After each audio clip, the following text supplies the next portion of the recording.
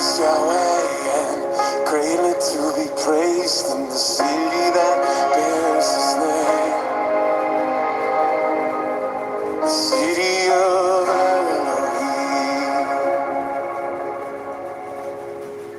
Shabbat Shalom, family. My name is Jason. I'm Caden. I'm Jaden. I'm Nicole. I'm Eli. And we are the Yahuwah and the Torah channel, and we thank you guys very, very, very much. Just seeing you guys in the chat, it is absolutely amazing to be a part of this with you guys and to be able to sit around and to be able to spend time with our family. And our family, by the definition of our Messiah, are the people who keep the laws, statutes, and commandments of his Father. And that is who our family is. That is who our brothers is. That is who our mothers are. That's who our father is. That's who our relations are. If you're looking for the people who are your family, the family who are law keepers are your family. And that's the only family that we would want. That's the only family that we will need. And we are the family who believes that the first 5 books of scriptures, Genesis, Exodus, Leviticus, Numbers, and Deuteronomy, are the foundational guideposts for everything in life. It is within those 5 books that we know them as the books of wisdom. And in these 5 books, we learn the heart, mind, and soul of our Creator. We learn how he wants us to operate, how he operates. We learn how he wants us to worship and how he wants us to be his people. And inside of these first 5 books, we are given a promise. We are given a covenant. And this covenant that we are given is a beautiful, beautiful covenant that the creator of the universe, the most powerful entity that's ever been known to anybody, has said, I will be your Elohim and you will be my people if you will keep my laws, statutes, and commandments. Now, a lot of people, in fact, most of religions that we have out there, they have no value on the first part of the book. The only value they have is about 7/8 of the way through the book, where they take words that are made by a man that wasn't to them at a time that wasn't to them, and they will make doctrine out of it. And this doctrine is something that is very scary when you compare it to scriptures. In the doctrine of modern day religion, there is a freedom of not keeping the laws of our Creator. There's a freedom in doing the wishes of ourselves and understanding that this is not actually a freedom, but it is a curse. And the greatest curse that any one of us could ever have is not knowing what the Torah says. When we don't know the first 5 books of scriptures, we're walking out into a very hardcore war, a spiritual war of things that will manifest all around us, and we are not prepared because we don't know the laws. We don't have them as frontlets before our eyes. We don't understand that they are meant to keep us alive and they are meant to give us a walk. And it's just not a walk in this realm. It is a walk to the kingdom. It is a walk to eternity. It is a walk back to our Creator and back to his Son. And this is the path that we are hoping that all of us, all of you guys that are listening, will take. And I know there's a lot of views that come after the live. And if you're still listening to this and you're just meandering around listening in, guys, we're coming up onto a part where we're going to go over these laws, statutes, and commandments. And before you throw them in the ditch, before you throw an axe into me, please listen to them. And please see which ones don't matter for you. Which laws, which precious, beautiful laws of our Creator don't mean anything. Because when you start pinpointing which laws don't make it or which you don't think it doesn't need or fit the bill for your life, then we are going against the wishes of our Creator. And the laws aren't hard, guys. The laws are very, very easy. We have been lied to, and people said these will put you into bondage, when in fact that is a lie. It is 180 degrees opposite of that, because if you do not keep the laws of our Creator, then you are in bondage. That is the bondage, is living in the sin of the devil, living in the sin of Hasatan, and not caring about the ways and wishes of our Creator. Cade, will you please open us in prayer? Father, thank you for this day. Thank you for bringing us all together once again as a family on your day, the day you have sanctified, the day you have blessed. And we ask that your word today is what we are to understand, that we can see the deeper meanings to your word, that we can see what you have meant for our lives, which you have given to us through the Torah, what you've given to us with your Son, with the Messiah, with our Savior. We ask that your blessings are upon us today, that you walk with us today, and we thank you for all in His name. Amen. Okay. Here we are. Let's let Jade. Will you please give us a Shema, our people? And guys, before we begin, the Shema is it means hear and obey. And I was just talking to a brother in chains about the Shema and about the importance of hearing and obeying. And when we are ministering to those into chains, the brothers and sisters in chains, it's the same as ministering to all of us who are out in the world. In fact, some of the guys that are actually in death row that are in chains 24/7 are actually more free than some of the so-called Christians that we hear on the channel. The once saved, always saved. You know, all of these doctrines of men that are absolutely soul-killing devices. A lot of guys in chains get this. And so this is what our hopes and wishes are, is that you guys will hear and you will obey what our Creator has said. And these aren't old verses. These aren't something from back in the day. These are something that are absolutely relevant to all of us today. They will be relevant forever and ever. Jade. Hear, O Israel, Yahuwah Elohim, Yahuwah is one. You shall love Yahuwah your Elohim with all your heart, and with all your being, and with all your might.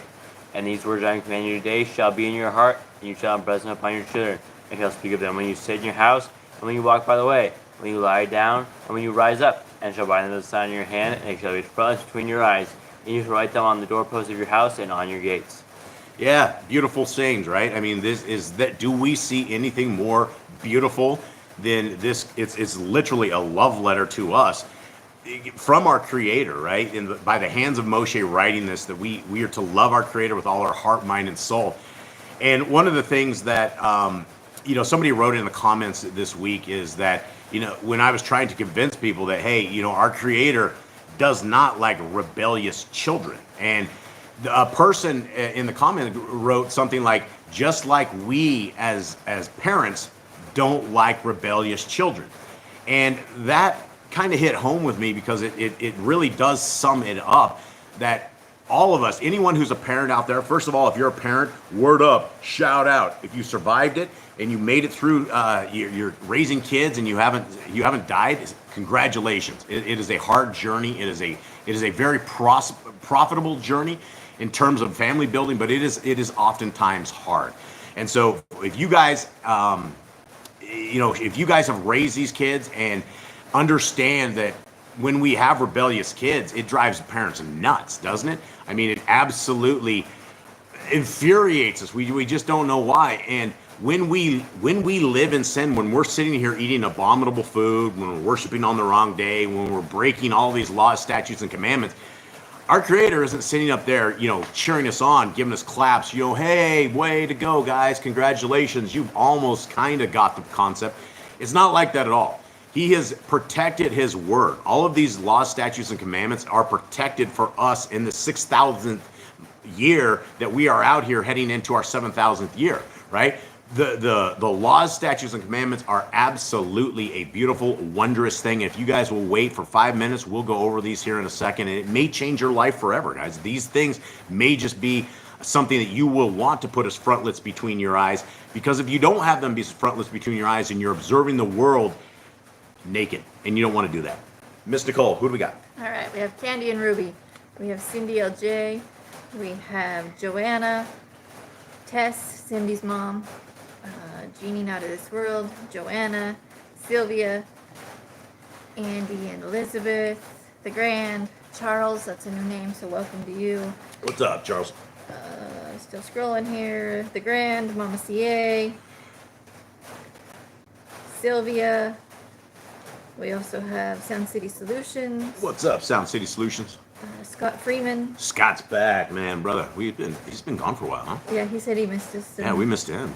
It's been a while. I don't know if Larry got a hold of him, but Larry was going to get a hold of him. So yeah, Larry's out, but Larry's been sick, Scott. So he's been in and out of the hospital. So he's been emailing us. I forgot. I need to email him back as well.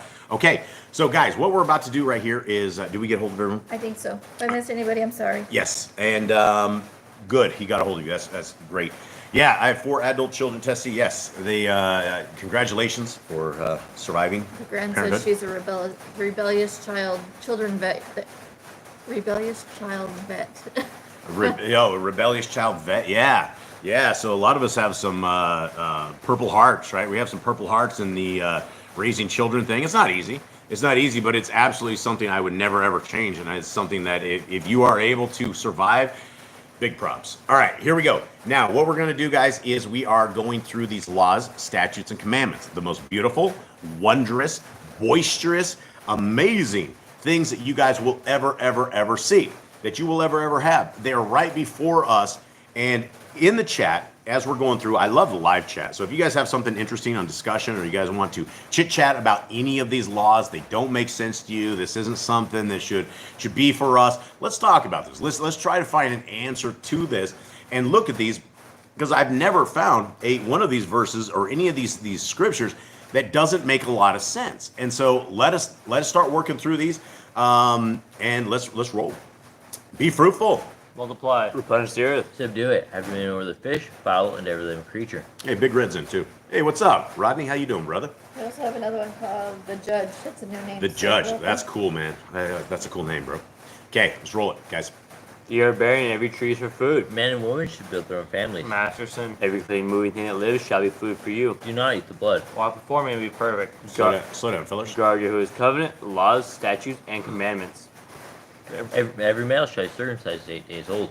You shall commands and guard the way of Yahuwah. Remember Yahuwah's name for all generations. Keep the Passover, Pesach. Keep the feast. Let's go back. Let's go back real quick. This, for whatever reason, every male shall be circumcised at 8 days old. You know, I have to have this discussion with people, because this is one of these commandments that people are like, well, your Elohim, your creator is crazy, right? He just wants, there's something about blood, there's something about cutting, there's something all about this. And you will have people that will completely argue that a baby at 8 days old is able to remember all of this. And I would say that I don't think that's even possible.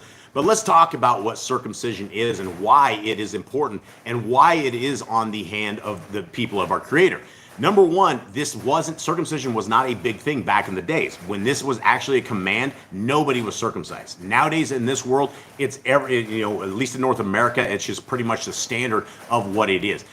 Now, what I explain to people is this entire thing is about a mark upon the people of our Creator that separated them completely. It wasn't just a spiritual mark, but this is a physical mark that we had. And in today's world, a lot of us don't understand this, because we're 6,000 years beyond the days that this has all happened. So we don't know the truth from fiction on this whole thing. But it is important that it is clearly a mark upon the people of our Creator. And there's certain things like Passover that if you are not circumcised, you are not to take part in. And so it's one of these things. It's not that you have a bloodletting Elohim that's out there. He loves blood. He loves sacrifice, because that's not it at all. To anyone that ever reads scriptures, you guys understand that's not it. Our Creator makes a tremendous amount of sense in this. And like all of his stuff, he wants us marked in a certain way. Okay, continuing on.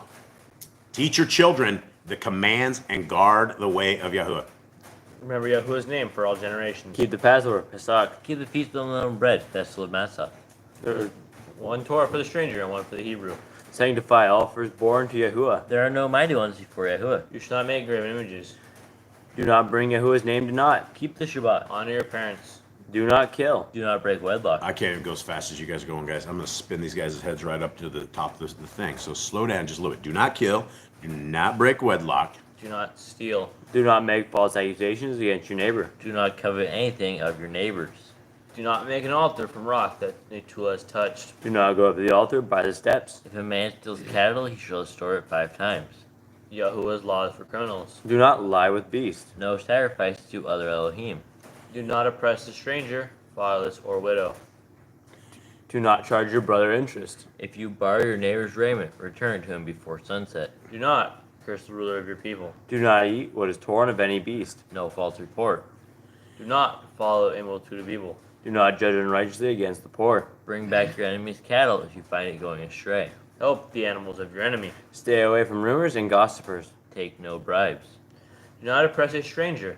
Love the stranger. Give your land rest in the 7th year. Do not mention any pagan names. Keep the feasts of Yahuwah. Do not cook your goat in his mother's milk. Obey the messenger Yahuwah sends before you. Do not bow down to other Elohim.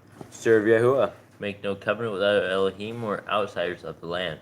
Do not make use of anointing oil on an old person. Do not make use of perfume on an old person. Do not eat the fat. Do what you say you are going to do. Return what is your neighbor's. Obey Yahuwah's dietary laws. Okay, let's go over this real quick. In the dietary laws, I want to kind of go over this a little bit real quick because I was talking to a brother and I think he has like life sentence plus 90 or something, and then he ended up trying to kill a guy in there. And so he's actually in solitary right now, but he's actually turned to the way of our Creator. And we were discussing stuff because a lot of you guys may not realize this, and I didn't realize this. I thought it was only in the movies. But in the prison system, there's mice running all over this place. And so our home brother Tom, he and I were discussing Leviticus 11, and he's like, "Oh, I used to have pet mice, and we all have pet mice, and they're really, really cool." But he's like, "I don't want to touch them because they're unclean." And I'm like, "Brother, it doesn't say that we're not to touch them. It says we're not to touch the carcass of them." And he goes, "Oh, that's great." He's like, "I'm going to grab one tonight." And so he actually got a pet mouse. He has his new pet mouse. And I guess everybody in there, and as repulsive, as crazy as that may sound to all of you guys that is out there, these guys don't have any sort of entertainment whatsoever. So a little rodent that comes around that they're able to befriend into a little mouse is kind of custom in there. And so Tom's got a new mouse friend because now he figures out it's the carcass that we're not supposed to touch. So continuing on. Women's time of separation. Don't be near them. Don't go into them. Obey Yahuwah's hygiene laws. The Day of Atonement, Yom HaKippurim. Do not uncover the nakedness to your family. Do not take your woman's sister for wife. Do not lie with a woman in her uncleanness.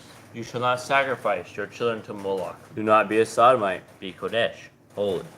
Do not reap the corn of your field, or you shall not glean your vineyard. Do not deal falsely or defraud your neighbor. Do not lie or be a liar. Pay your workers for the day's wage they are due. Do not harm the disabled. Do not endanger your neighbor. Do not hate your brother. Rebuke your neighbor for his sin. Love your neighbor as yourself. Do not diverse your cattle. Do not mingle your seed. Do not mingle linen and wool. Do not lie with a taken woman. Do not eat the fruit of the trees for 3 years. Do not practice sorcery. Do not. Hold on, let's talk real quick. So if you look up the definition of a carcass is dead.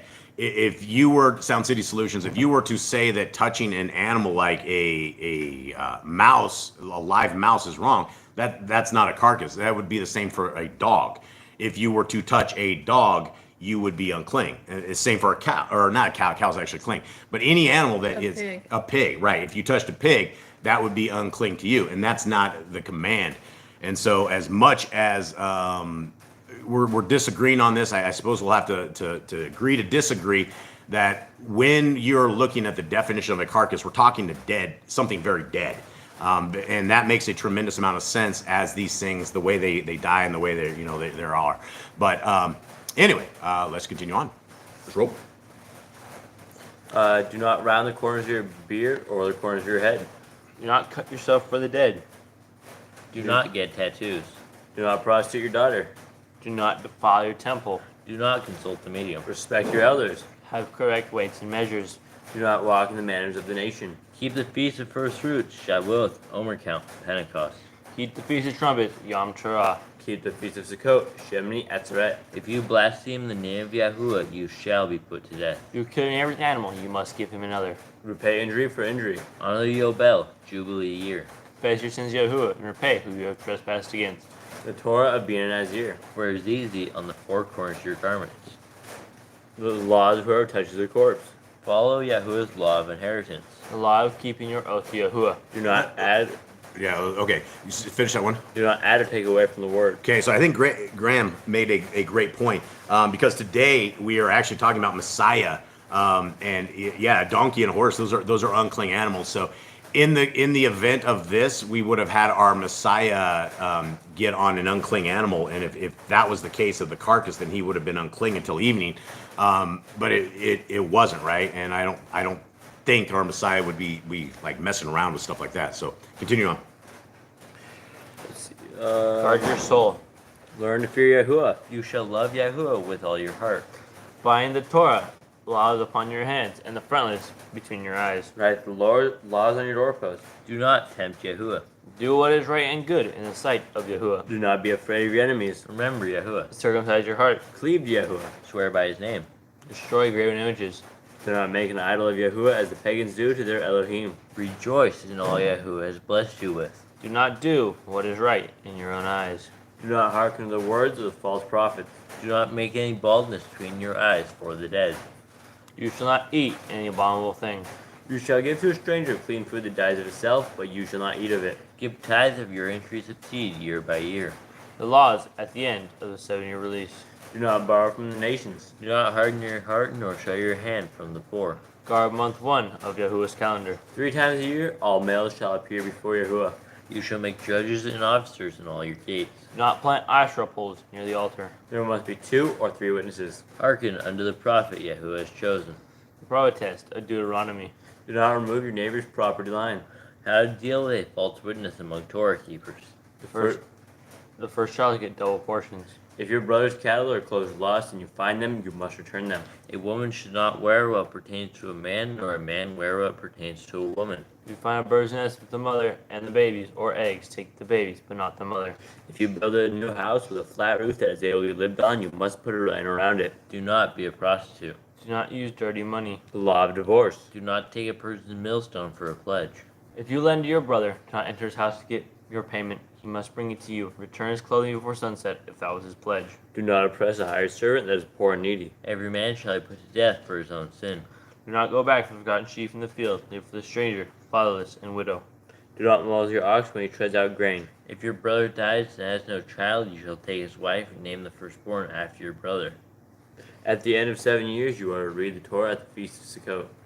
Okay, so there we are, guys. We have the greatest things that have ever been given to mankind, which is the laws, statutes, and commandments of our Creator. The same thing that in Revelation tells us that when we are doing them, those are the ones who are saved. The ones who are saved are those who obey the laws, statutes, and commandments and have the faith of our Messiah.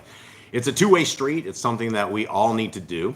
And if you only have one of the streets, if you're only sitting there and you have no Torah whatsoever, it is very, very clearly in Matthew 7 that you are sent to hell. In fact, he doesn't just say it one time in Matthew 7, he says it twice, that depart from me, you who are lawless. As if one time wasn't enough, he tells us again that if we are lawless, we are heading to the brig. Okay, Leviticus 21. Anything? I was just reading Sound City Solutions, Matthew 21:7. Yeah, you're not going to be able to sit on a colt without something. I mean, you're going to do you ride on them? Do you not ride on them? Do you have no hands? Do you that just doesn't make any sense, right? Because all the horse riders from back in the day, everybody who's riding their horses, right? Everybody would have been unclean.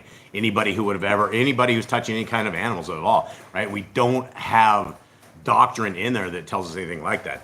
But that's not the case. We're going to get into this right here. Didn't I just go throw in jail for 20, 30 years and needs my help going through her stuff? Oh, that's terrible. Oh, that's terrible. Okay, well, hopefully he is going to be okay. All right, so guys, let's get into this. Leviticus 21. This is amazing words that our Creator has given to us through the hands of Moshe, and this is where we begin. Jade, give us a quick breakdown of prior to Leviticus 21, recap if you would. So the people have been getting laws. We've been learning about uncleanness and what to do, what not to eat, what we can do, what we should do with the nations when we go in the land, and don't turn to idols. And we've just been getting the commands after we got out of Egypt.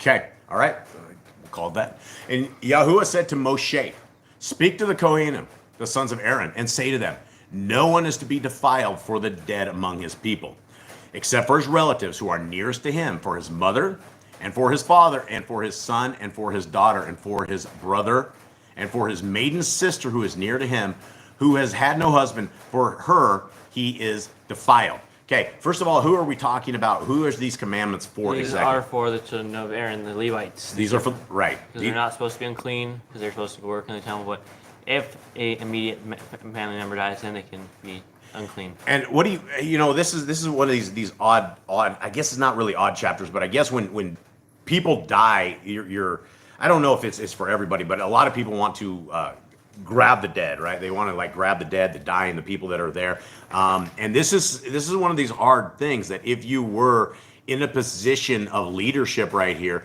the commandment is no one is to be defiled for the dead. And so it's hard. It's one of these things. If you're in this position and somebody dies, you're going to have to deal with this. A lot like Aaron did when his kids got burned up, right? The commandment for him was don't mourn for them, don't rip your garments. They did wrong. People need to understand that this is not a time to be sad for them. Okay, 4. A leader does not defile himself among his people to profane himself. They do not make any bald place on their heads, and they do not shave the corner of their beard, and they do not make a cutting in their flesh. Okay, these are again things that are to the leaders, right? And things of this nature. There are lots of pagan stuff, right?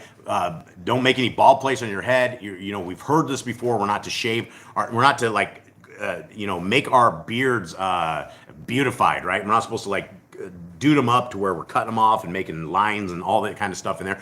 And obviously, we're not to make a cutting in our flesh, right? That's what the pagans do. That's not what we do. We have no commands anywhere that we have to cut ourselves or do any of this stuff, because our Elohim listens to us. He doesn't require blood out of us to make this happen. 6, they are Kodesh to their Elohim. They do not profane the name of their Elohim, for they bring the offerings of Yahuwah made by fire and the bread of their Elohim, and shall be Kodesh. This is talking about a system and a makeup of almost perfection, right? As perfected as humans can be, because we will accidentally become unclean. There's a lot of things that we will do throughout the course of our day that can make us unclean until night. That is the whole point of being clean and unclean. And when you were dirty back in these days, you couldn't be taking these ceremonies. You wouldn't be the guy that's leading all of this, because you are still unclean in the eyes of our Creator. And it gets a little different too as we go to the bottom. Okay, and this is again talking about the leaders of the people of Yisrael, who are basically in command of the rest of people. They do not take a woman who is a whore or a defiled woman, and they do not take a woman put away from her husband, for he is Kodesh to his Elohim. And you shall Kadosh him, for he brings the bread of your Elohim. He is Kodesh to you. For I, Yahuwah, who is Kadosh, who Kadosh you, am Kodesh. And again, that is the word for holy. And so our Creator, the people he wants to do the ceremonies for him, where the people are taking, basically appeasing the sins of the people, those people have to be extremely clean and extremely perfected in the eyes of our Creator for this to go down how he wants it to go. 9, and when the daughter of any Kohen profanes herself by whoring, she profanes her father. She is burned with fire. This is a hard command, right? This is one of these things. It's just not pick up the rocks. Burning with fire is a completely different thing. It's a completely different way to die. It would be far more violent and far more horrible than having rocks thrown at you to where you're knocked out cold and dead. So hardcore stuff. If you're a daughter of a priest, you gotta act and conduct yourself in that way. 10. And the Kohen Hagdadal, the high priest, among his brothers, on whose head the anointing oil was poured, and who is ordained to wear the garments, does not unbind his head, nor tear his garments, nor come near any dead body, nor defile himself for his father or his mother, nor go out of the mikdash, nor profane the mikdash of his Elohim. For the sign of dedication of the anointing oil of his Elohim is upon him. I am Yahuwah. Now this goes to talk about the high priest. This is the big guy. This is the one in charge. Now he can't even go in. He can't even touch his father or mother when they are dead. So there's different. Sorry, I just went over there. We're in 21, guys. Mm-hmm. What's verse? We are on 10. 10. Okay. So it's different requirements for different leaders with this thing. And this particular guy, he's not to touch even the close relatives of his. On 13. Maidenhood, a widow or one put away, a defiled woman or a whore, these he does not take, but a maiden of his own people he takes as a wife. Now these are pretty specific to this job, right? Because we don't have other Torah commands about not taking widows or other things of this nature.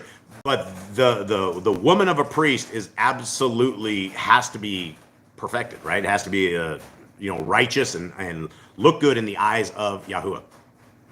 15. Do we have anything going on? Chat. The judge just says, simply put, the world is in the terrible condition that it is because they practice everything that the Torah says not to do. And that is absolutely true. That is absolutely true, right? If you look at the same Torah commands that we had, right? Don't harm the disabled. We do that all the time. There's people all over the world that harm the disabled. What kind of world would it have? What about helping the poor, helping the widows, helping the indigent, helping those in prison, right? If we did what the Torah said, then this world would not suck as bad as it does. And it does suck because the devil has completely overtaken it. The people don't care. You watch, what, I don't even know what's on TV anymore, but I would imagine it's far worse than what it was a decade ago. A decade ago, people were pretty much nude. They were doing all sorts of stuff. Homosexuality was just like a big joke, and everybody's doing that kind of stuff. When we have scriptures, we have all of this, right? All of this is what we are told not to do, but because we are in a world that is lawless, right? The laws don't apply to them because they've been nailed to the cross. And when you ask people what law has been nailed to the cross, they don't have an answer. All of them. That's what my mother would say. She said, all of them. And she will tell me I'm going to hell for keeping the commandments. And that's just what her preacher tells her. TV, film, everything teaches you to be lawless. Absolutely. And none of us should be watching TV. We should not be watching this television programming. Our kids, do not do this to your kids. Guys, as parents, we're going to be judged for allowing our kids to go rogue by just sitting there letting them watch the one-eyed sleep snatcher as you have parents on that TV that train your kids to be complete rebels, and then you wonder why they're so rebellious. It's because of the parenting that we allowed them to do. Okay. 15. And he does not profane his offspring among his people, for I am Yahuwah who kadosh him. And Yahuwah spoke to Moshe, saying, speak to Aaron, saying, no man of your offspring throughout their generations who has any defect is to draw near to bring the bread of his Elohim. For any man who has a defect is not to draw near. A man blind, or one lame, or disfigured, or deformed, a man who has a broken foot, or broken hand, or is a hunchback, or a dwarf, or a man who has a defect in his eye, or eczema, or scab, or is a eunuch. All right, let's talk about this right here, because what we're talking about, we're not talking about anything other than the people that are orchestrating the things of the temple, that are taking care of the people. And our Creator says, for whatever reason, that if you have a defect, it's game over. And so it's simple as eczema. I think a lot of people end up with eczema, and I think you can just get some lotions or something and put on for eczema, can't you? Mm-hmm. Isn't that something fixable? Now a hunchback, that's I guess that's a defect, or a dwarf. Those are all things that I guess you would not see you wouldn't see them administering in the temple. I don't have a good explanation of this, other than there's a problem with it, and I guess the explanation is everything else our Creator wants in His temple is absolutely perfect, from his people orchestrating it, to the women that they're married to their entire way they conduct themselves, to where they deal with the dead. It all has a way, and this tells you a lot, right? If you have a broken foot or broken hand, you're not going to be ministering. And there's some stuff I don't know. Like, say for instance, you had a Kohen Hagdol, and he broke his foot later on. I think once he has a repaired foot, I think he would be okay again. But I don't know. I don't know if that is an actual that's it, right? If his foot heals back up, he's not exactly the same bone structure as it was, and so he's not qualified. I don't have an answer to that. So let's continue on. What you got, Rodney Mr. Cole? just asked if you could put the Hebrew words in English when you're reading, because he's not. Oh, okay. Yes. Hebrew Like English. which words? Which one am I? Which one am I missing? Like, I see one that's coming up, like Mikdash Okay. and Kadesh. Okay, yeah, thank you, Rodney. Definitely, yeah. Keep us on track on this stuff, because we say this stuff because we've done it over and over and over, so we know. Okay, so when we're talking, like, let's look at 21. It says Aaron the Kohen. The word Kohen is priest, is what we're talking about on that. Okay, so let's continue on. 21, right? 22, right? 20, is it 21. Okay, 21. No man among the offspring of Aaron, the priest, the Kohen, who has a defect is to come near to bring the offerings made by fire to Yahuwah. He has a defect. He does not come near to bring the bread of his Elohim. And what is Eli? What is the word for Elohim? It'd be like God. God, yeah. And so that's, instead of the word, they have God in there. This Elohim is the proper translation of that. 22. He eats the bread of his Elohim, both the most Kodesh and the Kodesh. Only he does not go near the veil or approach the altar, because he has a defect, lest he profanes my Mikdash, for I am Yahuwah who kadosh them. Thus Moshe spoke to Aaron and his sons and to all the children of Yisrael. Okay, so that basically gave us a understanding of how our Creator wanted his down, and it is a perfect way the thing about us as humans is we come with imperfections. We come as, and it's not imperfections from a creation standpoint. It's that we have as a people that, number one, a lot of us didn't know the Torah growing up. A lot of us did not have parents that even told us about the Torah. My mother told me the laws were dead. And so when parents are complaining about their children growing up to be complete rebels and we have not taught them the laws of our Creator, that's a major, major problem. Okay, so here we are, guys. We are heading into paste that app in there. This app that we're using, guys. This is Yah Scriptures Google app. It's 100% free of charge. It's a beautiful, wonderful, absolutely awesome app. If you have any Google device, if you only have say Android, then you'd have to use like eSword, I think, or not Android, but Apple. You would have to use eSword or something for this. But this is for any Google stuff. It's free. Mr. Cole will stick a link into our chat here. Okay, Jade, Matthew 21. Give me a breakdown of where we are at and what has happened so far. So Messiah has been going through the places, collecting disciples, teaching people, doing parables, and he is making enemies with the Pharisees. The Pharisees now hate him, Sadducees hate him. He teaches against their traditions, and he says to follow Yahuwah's law and not the traditions of men that you have been taught over the years, and it upsets them, it angers them, to the point where they plot to kill him. And so we have been learning parables of what the kingdom of heaven is like and what we need to do, what kind of people we need to be to make it into the kingdom of heaven. So we are here in the days of Messiah, where he is teaching and bringing people back into the Torah, restoring the sheep of Israel. Okay, so here we are, and guys, let me. The first verse right here. It has the name of our Messiah. His name is Yahushua. And this week, I didn't realize this, but this is something I learned from my kids this week. Is down here in our Latin America, Batman. His name is Batman. Superman. His name is Superman. Wonder Woman. It's Wonder Woman, right? There's one thing that does not translate when you move to places, right? Names. My name, Jason, is still Jason, but they call me Yason because there aren't any, like, they don't have the just sound down here that in our letter like they have it. In fact, the letter J was not invented till the 1500s. We're talking like 500 and some years ago is when the letter J was actually invented. So there was no letter J. Yet in the 1611, and prior to the 1611 King James Version Bible, they had Isus, I-E-S-U-S, and people will say that's the name of our Creator's Son. His name is Yahushua. You could say Yeshua, Yahshua. It's like Joshua with a Y is really what it is. And so when you guys see this, this is the proper name of the Creator's Son. And so just so you know, okay. Where's Latin America? Well, for us, it's Panama. No, I said where in. Where in Latin America? Okay. Panama. Okay, yes. 21, verse 1. Here we go. And when they came near to Jerusalem, which is Jerusalem, again, no J's in Hebrew, right? And came to Bet-Phagi at the Mount of Olives, then Yahushua sent two Talmidim. And the Talmidim are disciples, guys. That's the proper way of saying the disciple. He sent two Talmidim, saying to them, go into the village opposite you, and straightway you will find a donkey tied and a colt with her. Loosen and bring them to me. Now this is a little different than a lot of these, because in Yah Scriptures we left whatever was not originally there.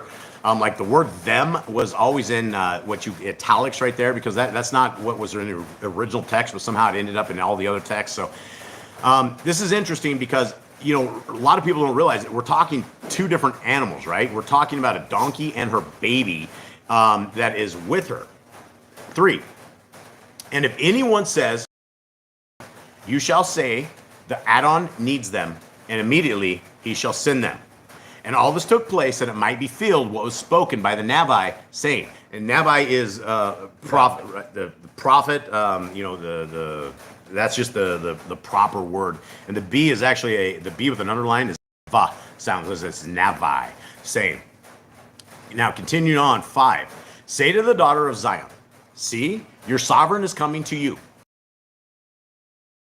A colt, the foal of a donkey. And having done as Yahushua ordered them, they brought the donkey and the colt and laid their garments on them, and he sat on them. And most of the crowd spread their garments on the way, while others cut down branches from the trees and spread them on the way. And I would still go back, and again, I'm not here for any kind of confrontation or anything at all, But I think it's important that we understand what a carcass is. And if anybody has ever gotten on a horse or a donkey or any kind of animal that's off the ground, I don't know as a way that you're not going to be able to touch them. Yes, if you put garments on them, you do all this, you still have to get up on there and you still have to balance on them. Your legs go down unless, I mean, there's a very, very good chance you're going to touch them. And if the argument is that we shouldn't be touching animals because the carcass is unclean, that brings a whole nother set of things that all of us on a day-to-day basis would be unclean. Anybody with dogs, you wouldn't want to have a dog because you would be unclean, right? And we don't have anything in scriptures like that. We've never heard of anything like that. So let's continue on. Spread their garments on the way, while others cut down branches from the trees and spread them on the way. And the crowds who went before and those who followed cried out, saying, Hoshiana to Ben of David. So it's basically saying Hoshiana to the son of David, right? Baruch, blessed is he who is coming in the name of Yahuwah. Hoshiana in the highest. Now, this is something that perhaps the Christian religion or religions in general have missed. But Messiah says he's coming in the name of Yahuwah. So if you're coming in the name of Yahuwah, then you would be coming under the guise of the scriptures, right? You would be coming under the Torah. That is why we know of our Messiah as the Torah made flesh. Now, you will have the people that will argue the Trinity when they talk about things like this. But the concept is very, very simple, because when you read the rest of Apocrypha, you realize very, very quickly that our Messiah was with his Father long before creation was ever created. There was a realm and there's a place where Messiah probably grew up under the hand of his Father, and he knows exactly what his Father's wishes are. He lived in this world. He grew up under these same commandments that we were given. And in fact, when you read the Apocrypha, you will find that the Torah was actually written long before that Moshe ever put it down. We had a set of guidelines, a set of rules. In fact, going even further, all of the Shamayim is celebrating Shabbat, and they've been keeping Shabbat long before creation was ever here. So none of this is new. This is the same things that the realms of the world are keeping because of our Creator. So if you come in the name of your Creator, if you came in the name of your dad, then the last thing you're going to do is say the laws are gone. Have at it. Enjoy. Can you imagine what a parent would say if you sent your son to be a delegate and your son went and took an entire country and made them rebels, and this whole country broke out in sin? What in the world would you be thinking? Continuing on. 10. And as he entered into Jerusalem, all the city was stirred, saying, Who is this? And the crowd said, This is Yahushua, the Navi from Nazareth of Galilee. Right? So Galilee, he's a Nazarene, right? This is what it's saying. And Yahushua went into the Mikdash, the temple of Elohim, and drove out all those buying and selling in the Mikdash, and overturned the tables of the money changers and the seats of those who sold doves. Okay, what happened here, fellas? So these guys are in the temple in the house of Yahuwah, selling and buying stuff. This is a place of worship, and they go in there. So Yahushua goes in there, sees this, and he flips the table. He completely tosses the whole place, and sees that he's at rage and respect for his Father. He tosses the whole place. Now, this is a little bit different than the Jesus who loves everybody, who gives grace to everybody, who heals everybody, and doesn't care about what his dad has to say. Because that is the Jesus that we will learn in religion. When you have orchestrated religions and you look at what does this religion, what do they believe, they will give you a set of guidelines. Every single religion has this. So we have our Messiah who came in the name of his Father, and now he's going into this. Now, do you guys think that these guys who were the merchants, do you think they went easily? Do you think that they were okay where they lost their income for the day? Because this was their income. These guys were going into there and they were selling the birds. They were selling all of the sacrifices right there in the temple. Now, does this sound like a Messiah this week, or what does this sound like? No, it sounds like someone who is strong and ready to fight for what he believes in. Yeah, this is not a weak. This is not the weak Messiah that we've been sold. This is a tough Messiah who went out there. In other scriptures, we hear that he took a whip, made a horsehair, And he went in there, and this guy's kicking tables over, guys. This is not somebody. If you were a merchant and some dude came into you and started messing with you, you're going to fight for your money. You're going to fight for your spot at the market. You're not going to let some dude come over. But then you have Messiah. Homeboy comes in there and he is kicking the tables over. He's whipping stuff, flipping things over. People are scared, right? You don't mess with Messiah when he comes in this aspect. And why did he say this? 13, he said to them, it has been written, my house shall be called a house of prayer, but you have made it a den of robbers. Okay, that's why. This is why Messiah kicked the things over, right? Kicked everything. He went. This is an amazing part of the story that we hear in a couple different parts of the Besorah, and it's awesome. It is really, really awesome. 14, and blind and lame ones came to him in the Mikdash, and he healed them. And when the chief Kohanim, the priests and scribes, saw the wonders which he did, and the children crying out in the Mikdash and saying, Hoshiana to the son of David, to the Ben of David, they were greatly displeased. All right, why were the chief Kohanim and the scribes, why were they upset about this? When the people were crying out, it says specifically, the people were crying, Hoshiana to the son of David. Why did this upset these guys? Well, because they thought they were the special ones, and they're losing basically attention here. And also, they don't believe in Yehoshua. They don't think he is their Messiah. He doesn't think he's the one to come and basically free them of what they thought was bondage. This is new school to them, right? This is something new that they haven't seen. They haven't heard somebody like Messiah that is in there talking. And it's a power, right? They're losing power is what they're losing. And with power comes money. Because every single one of these people that were going into these things were making these Pharisees and Sadducees really rich, right? Everybody's dumping their money in there, and this was all coming back. So all of a sudden, you have Messiah who's messing with their way of making money, and they don't like it. They're not happy. 16. They were greatly displeased and said to him, do you hear what they say? Dang it. Sorry, guys. 21? 16. 16? Yeah, 21:16. 21:16. Okay, let me go right there. Sorry, everyone. This is a touchy app. Okay, going back to the end of 15. And they were greatly displeased and said to him, do you hear what these say? And Yahushua said to them, yes. Have you never read, out of the mouth of children and nurslings you have perfected praise? So what did Messiah say? Did he condemn them for saying what they were saying? No, he basically said this is what it is out of children and basically people who are new in faith are going to be praising. I think it's a passage out of Isaiah. Yeah, I think it is. Yeah, this is, I mean, it's in quotes here. I think this did come out of Isaiah. Is this out of Isaiah? I'm pretty sure. Pretty sure. You actually typed the scriptures up and reread it. We read it over and over and over. Can you not tell me this? Okay. 17, right? And having left them, he went out of the city of Bet Aniah and spent the night there. And returning to the city early in the morning, he became hungry. And seeing a single fig tree by the way, he came to it and found not on it but leaves, and said to it, let no fruit grow on you ever again. And immediately the fig tree withered. And the disciples, the Talmudim, seeing it, marveled, saying, how did the fig tree wither so soon? Okay, this is prophecy right here, right? This is the fig tree. This is our Messiah that is literally right before their eyes, killing things off, right? The fig tree, Israel as it is in the terms of a fig.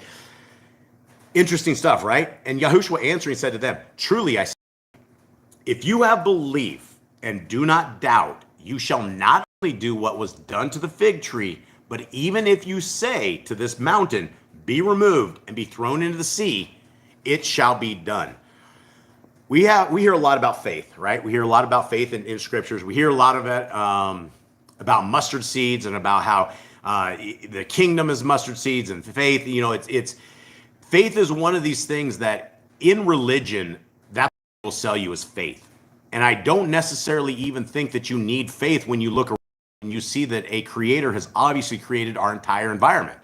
For us being out here in the jungles, we don't have the same kind of world that the rest of the world has. I know that's hard to understand, but we have so many different kinds of bugs, so many different kinds of grass, so many different kinds of weeds, so many different kinds of vines. It all sits there and works in harmony and works in unison along with all of the critters and all of the stuff that literally will keep us up all night. We have bugs we call the tambourine man that sit there and are so loud you cannot sleep. There is a absolute creator that has magnified and is a majestic engineer the greatest engineer of all.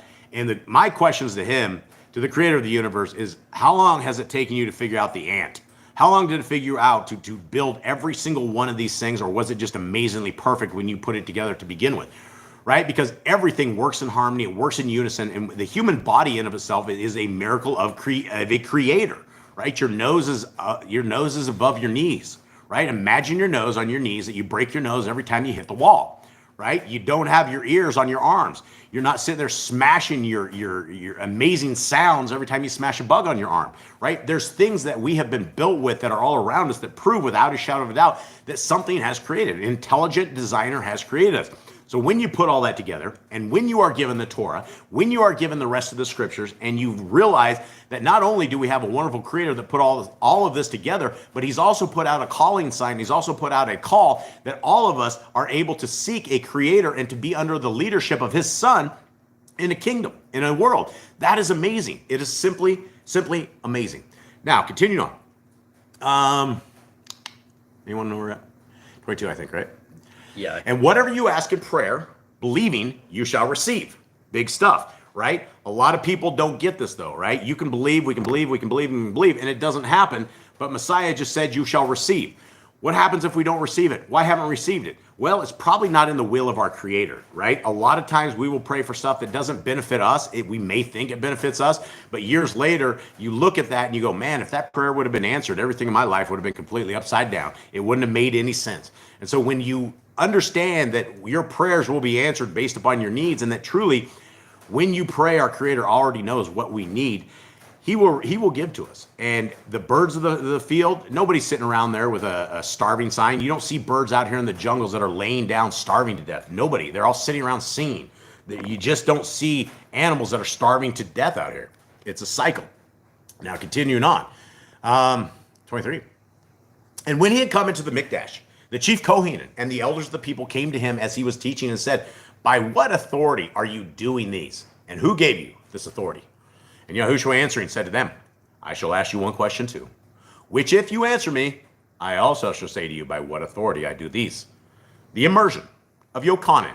The immersion, so basically the baptism of John, where did it come from? From the heavens, from the Shamaim, or from men? So they reasoned among themselves, saying, if we say from the Shamaim, he will say to us, then why did you not believe him?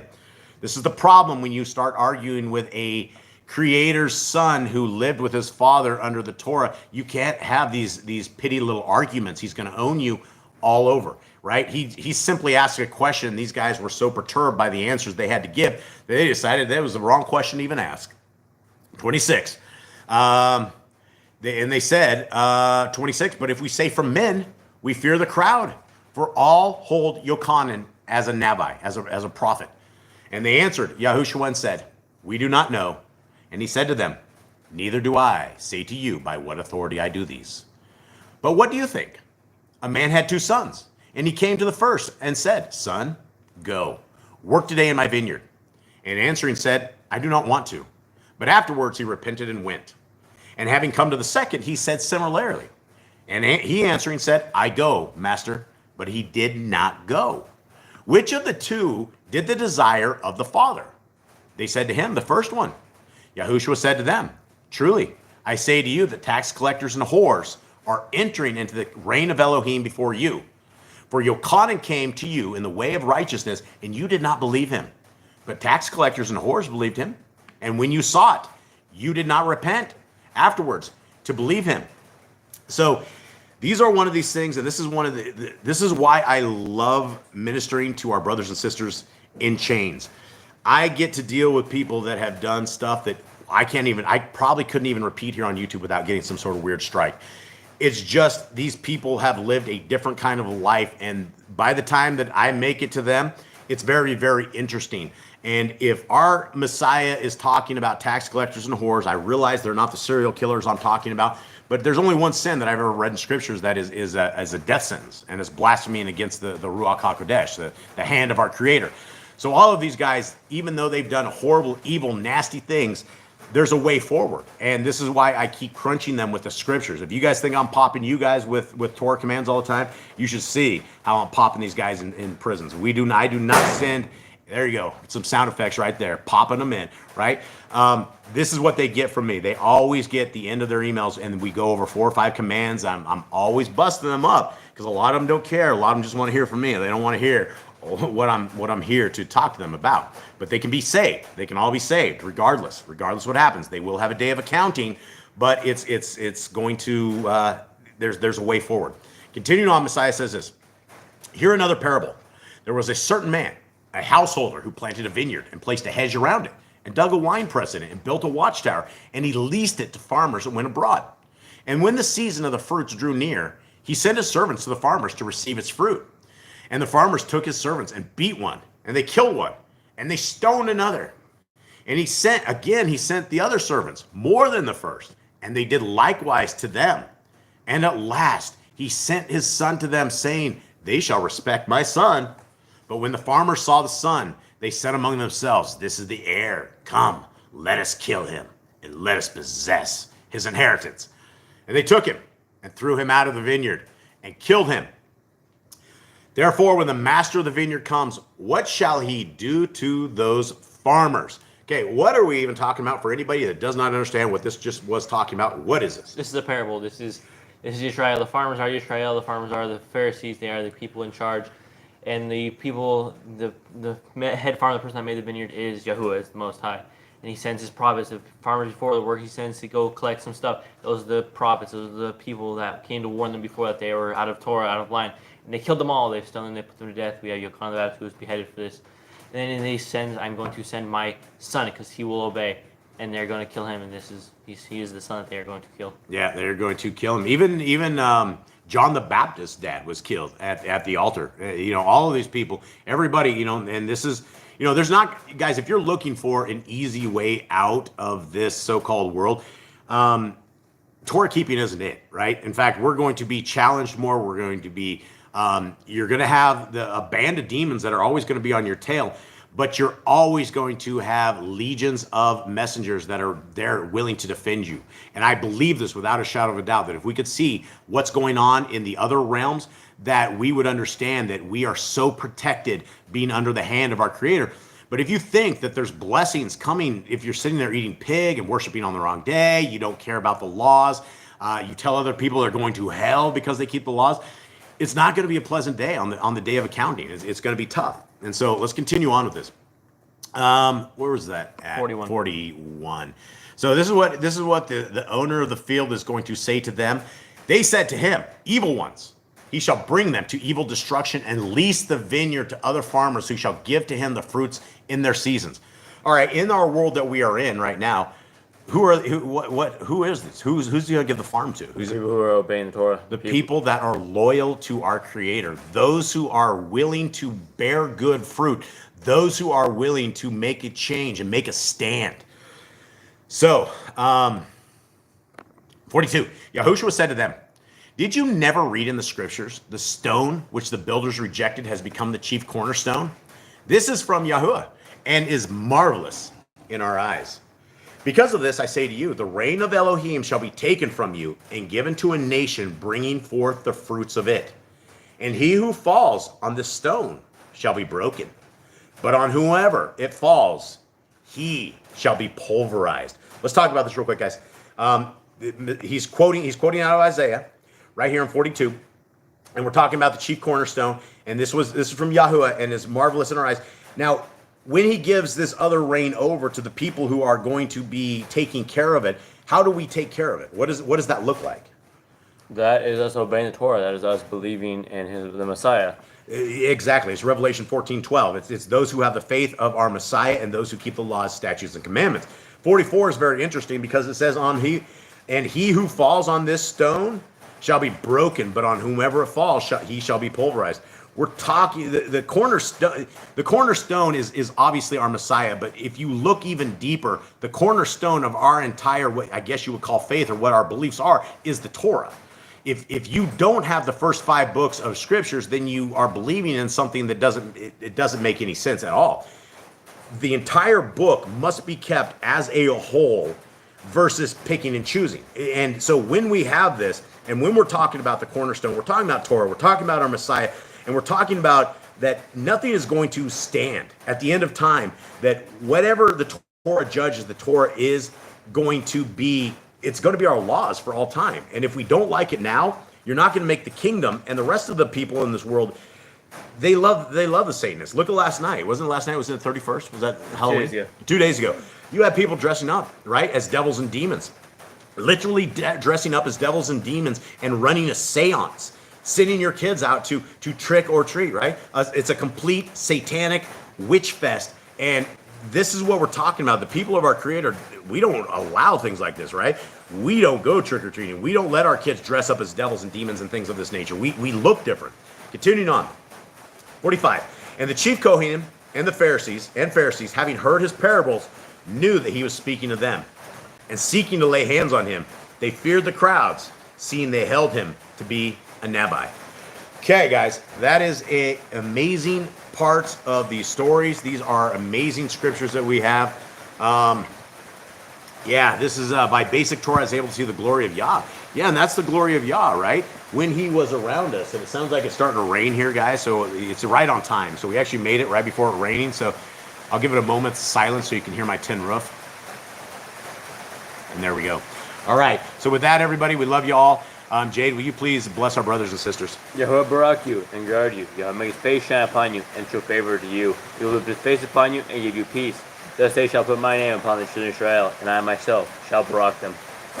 All right, everybody, we love you all. Keep those laws, statutes, and commandments, guys. Let's high five each other in the kingdom to come. Let's do it. Oh, that you would rend the heavens and come down. Oh, that you would rend the heavens and come down. Oh, that you would rend the heavens and come down.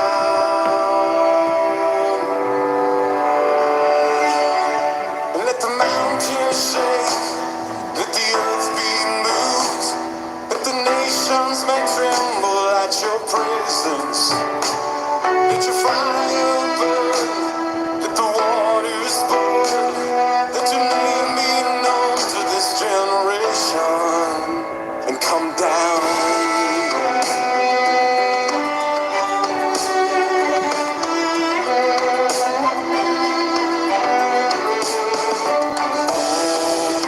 That you would rend the heavens and come down. Oh, that you would rend the heavens and come down. Will you